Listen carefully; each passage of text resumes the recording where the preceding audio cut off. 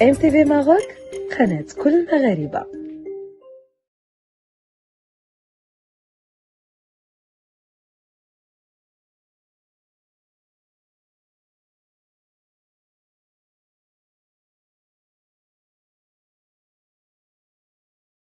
السلام عليكم. عرفينا براسك. معكم سهيلة أسل، حاصلة على لقب ملكة حفل الملوك لسنة 2025، وكذلك ملكة جمال مراكش لسنة 2020، وميس توب موديل كذلك لسنة 2021. كيفاش بديتي المسيره ديالك؟ صراحة جات فكرة عادية. أنا أصلا كيعجبني الفاشن، كتعجبني الموضة، كنحس براسي أنني فري فاش كان هذا، لذلك جربت أول كاستينغ ربحت فيه، ثاني كاستينغ كذلك، ثالث كاستينغ، فبقيت هكا. الخطوه ديالك ديال اليوم؟ كيشرفني انني نكون معهم اليوم، لان هذه ميس ميني ماروك كتمثل الشباب ديالنا، هما اطفال وان شاء الله غيوليو شباب في المستقبل. كنبغي نشكر الاهل الوالدين ديالهم اللي عطاوهم هذه الفرصه، ما قمعوهمش، خلاوهم يتصرفوا بحريتهم ويكونوا هما. الاطلاله ديالك ديال اليوم؟ الاطلاله ديالي من عند الصديقه ديالي مريم، هي الميك اب ارتست وهي كذلك ستيليست وصافي. كلمه اخيره الجمهور ديالك اللي كنبغي نقول لكم شكرا، المسانده ديالكم من الاول لحتى دابا، وشكرا لكم وبالتوفيق الجميع يا ربي.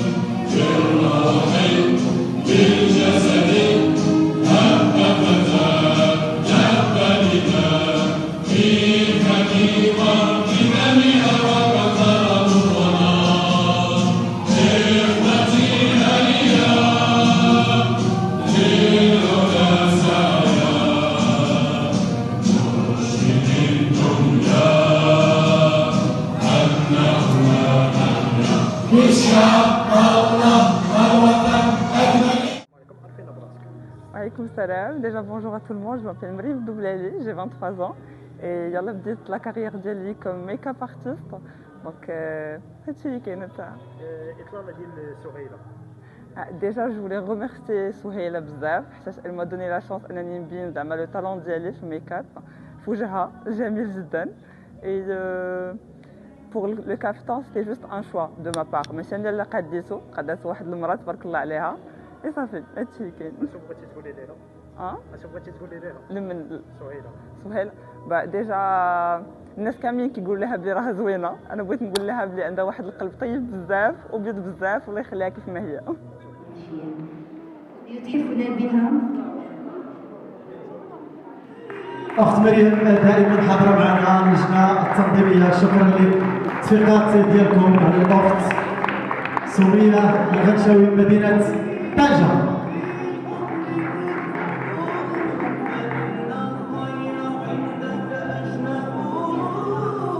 أدركتي السيد امين أدركتي. السلام عليكم ورحمة الله. معكم هشام التفيري انيماتور بالنسبة لهذه النسخة الخامسة ديال لو ميني ميس ماروك. فهذه النسخة هي كتميز بعدة مميزات. أولا الموضوع اللي غنهضروا عليه في هذه النسخة وعدد المشاركات اللي كاينين في هذه النسخة. في هذه النسخة كاين 15 المشاركة اللي غيتباراو باش تفوز وحده فيهم اللي غتكون فائزة بالميني ميس ماروك. واليوم كانت هذه النسخة بمدينة الداربين، عندنا كانوا النسخ الأخرى بكل ربوع المملكة. هذه النسخة بالضبط كاينه في مدينه الدار البيضاء، وفي هذه التحفه الفنيه اللي كاينه حنا كما كتشاهدوا اللي كاين اليوم. فبغينا نقولوا شكرا لكل السلطات، شكرا للناس الصايره على هذه التحفه، شكرا لرجال الصحافه، شكرا للناس ديال رجال الدار البيضاء السطات. بغيت نقول لكم شكرا، كل شيء جميل هنا اليوم، تنظيم محكم. شكرا لكل واحد ساهم من قريب او من بعيد. وبغينا نقولوا الناس ديال الجمعيه شكرا لهم على هذا التنظيم الرائع، تبارك الله عليكم. انت خبير الشعر، شنو الجديد اللي بغينا نهضروا عليه اليوم غادي تشوفوه ان شاء الله في حلقات غادي نديروا على التيك توك، وكاين استضافه ديال الاطباء، وممكن غادي تكون على صعيد الاذاعه الوطنيه ان شاء الله مستقبلا، لما لا؟ لان بغينا هذا الشيء مهم وخطير جدا، لان كاين شي حوايج خطيرين تيدوزوا وكيتروجوا. حنا غنحاولوا نصححوا المفاهيم ونصححوا المعلومات من بعد ما كنا صححناه في مدينه الداخله وكان داز في اذاعه ديال العيون. قريبا ان شاء الله غتشوفوا الجديد اللي غادي يكون. هذا غيكون شي لقاء في مراكش وفاس قربنا. كاين لقاء في مدينه مراكش مع الحاجه توريه النجم، وكاين لقاء في مدينه فاس اللي غيكون بمناسبه ديال ذكرى المسيره الخضراء. وبهذه المناسبه كنقولوا للعالم بان الصحراء ستظل للابد مغربيه ابا عن جد. اليوم بغينا نقولوا لسيدنا حفظه الله، الله ينصرو ويطول لنا عمره، ونتمنوا له الشفاء العاجل، بانه دائما المغرب ستبقى الرايه ديالو ترفرف في العالم.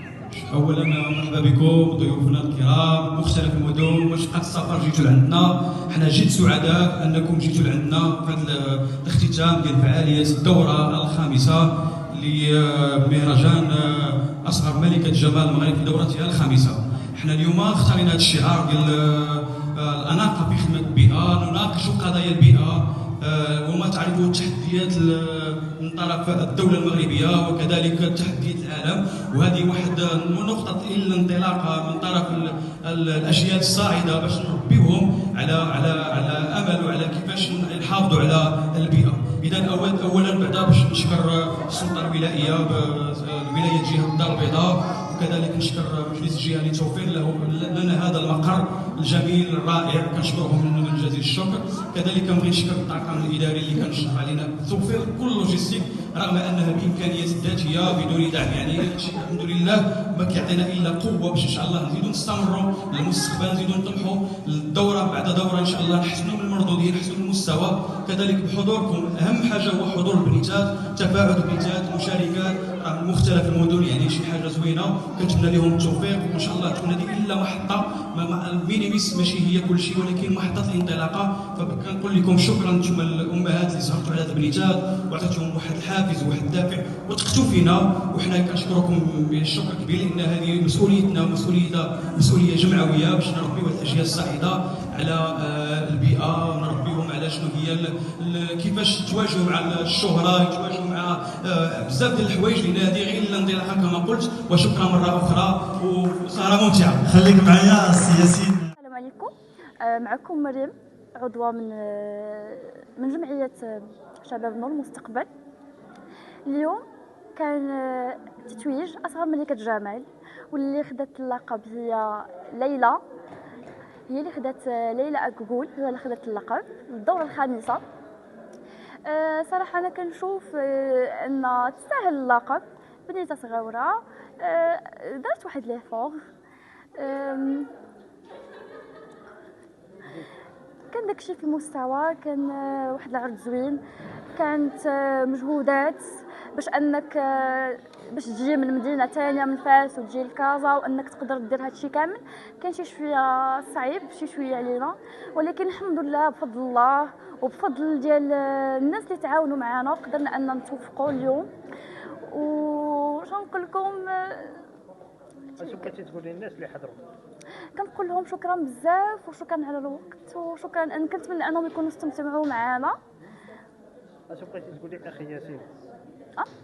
اخي ياسين غادي نقولوا له نعطي واحد الشكر، لانه هو تقريبا هو اللي قام بهادشي كامل وكان بوحدو، وصراحه تعذب بزاف، صراحه تعذب بزاف. حنا التحقنا به اليوم، هو راه دابا شي 3 جوغ هو هنايا، هو كيقاد، راه ما سهلاش هادشي كامل اللي داز اليوم، ما سهلش علينا كاملين، ولكن الحمد لله انه داز مزيان وخدات البنت اللي تستحق. هي اصغر وحده هي ليلى. بالنسبه للمشاركين اللي كنتمنى انهم، شوف هذه احنا ما هي صغيره ديالهم، وكنتمنى انهم زعما ما يتقلقوش. هما قدموا مواضيع وانهم تعبوا عليهم وسنه هما تيخدموا على ديك المواضيع، وكلهم كانوا في المستوى، يعني ما بقاش فيهم الحال حتى شي وحده فيهم ما تغضب. هذا هو قانون المسابقه. كان تصويت، يعني ما كاينش شي حاجه ديال الغش ولا شي حاجه ماشي عليك، كان تصويت، صوتنا. ليلى كان عندها حظها الحظ وصوتنا عليها، هادشي اللي كاين. وكنتمنى انهم يحلفوا من الحظ المره الجايه ان شاء الله في مسابقات تحديد اخرين. راه ماشي نهايه العالم، مازال كاين بزاف ديال المسابقات. شكرا.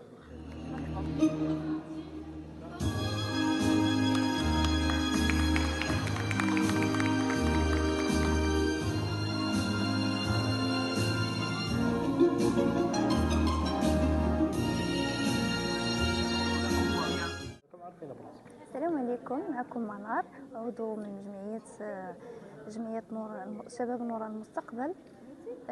كنتمنى اليوم المشاركات يكونوا راضيين على راسهم ويزيدوا الثقة في راسهم أكثر، حيتاش ماشي ضروري الربح هو أننا خدينا واحد الثقة في النفس واختبرنا براسنا وغادي نحققوا إن شاء الله بزاف د الحوايج من هنا القدام. يعني كنبغي نقول للمشاركات كاملين راه تبارك الله عليهم كانوا في المستوى، وكنشوف ان الطفله اللي ربحت معنا اللي هي ليلى أقدول تبارك الله عليها سي تخابل وتستاهل اللقب. اش بغيتي تقولي للمشاركين؟ تنبغي نقول للمشاركات هما انهم يزيدوا الثقه في راسهم ويخدموا على راسهم، حيت كانوا كاملين في المستوى، كاملين تبارك الله عليهم كانوا يعني زوينين. يعني يزيدوا يخدموا على راسهم، راه باقي ان شاء الله بزاف ديال المشاركات وبزاف ديال المجالات اللي يقدروا يخدموا فيهم، وهذه ماشي هي النهايه، يعني كل نهايه لها بدايه. كنبغي نشكر الرئيس ديالنا اللي هو الصراحه اللي تكلف بهذا الشيء كامل، وكنبغي نقول له شكرا، حيتاش واخا نعيا نقول في حقه ما غاديش تكفي. يعني نقول له شكرا ليك على اي حاجه، شكرا على هذا الشيء زوين وصافي. ليلى أقول فينا هي ليلى أقول ليلى أقول هي الفائزة أصغر ملكة جمال ميني ميس. ديري لحتي برافو، صفقوا عليها وغادي توصل لها هلا حليم. السلام عليكم، محمد المالولي مستشار جمعية شباب نور المستقبل. اليوم درنا هذا ليفينمون هذا بخصوص الأطفال الصغار ملكة الجمال المغرب. بالنسبة للأطفال الصغار بالنسبة لي كونديدا صراحة الله داروا كانوا كلهم في المستوى، وكلهم يعني قدموا واحد لي سيجي اللي جد رائع، وكلهم كانوا صراحة الله الحضور ديالهم حضور مميز. المسابقه كيف كتعرف انهم بصراحه اللهم كلهم ربحوا، ما كاينش شي واحد فيهم اللي خسر، مي كتبقى ضروري اننا نختاروا وحده اللي هي ملكه الجمال اللي هي داتها احد الشابه كتمثل فرنسا. وصراحه الله عطات واحد الانتباه، واحد النظره اللي اختاروها الناس، اللي اختارتها اللجنه المنظمه. يعني درنا التصويت واختاروها اللجنه المنظمه، وكانت في المستوى رفيع كمثل لي كونديدا كلهم اللي دازوا. كيف كتعرف هذه المسابقه ضروري ان تفوز يعني واحد الشابه منهم، ومازال ان شاء الله. بالنسبه لهذو اللي ما فازوش راه مازال ايام الله طويله، هذه ماشي نهايه العالم. يعني مازال الانسان مازال فرص، ومازال عده ان شاء الله عده مراحل اللي يقدروا يفوزوا فيهم. وكنشكروا جمعيه شباب نور المستقبل، وكنشكروا السلطات المحليه اللي قدمت لنا يد المساعده، وكنشكروا جهه الدار البيضاء، وكنشكروا صراحه الله جميع المتدخلين. كنشكروا المنبر الاعلامي ماروك تيفي اللي هو اللي داير معنا تغطيه الحدث. والسلام عليكم ورحمه الله وبركاته. تنسوا الاشتراك في قناه MTV Maroc والضغط على زر الجرس للتوصل باخر الفيديوهات.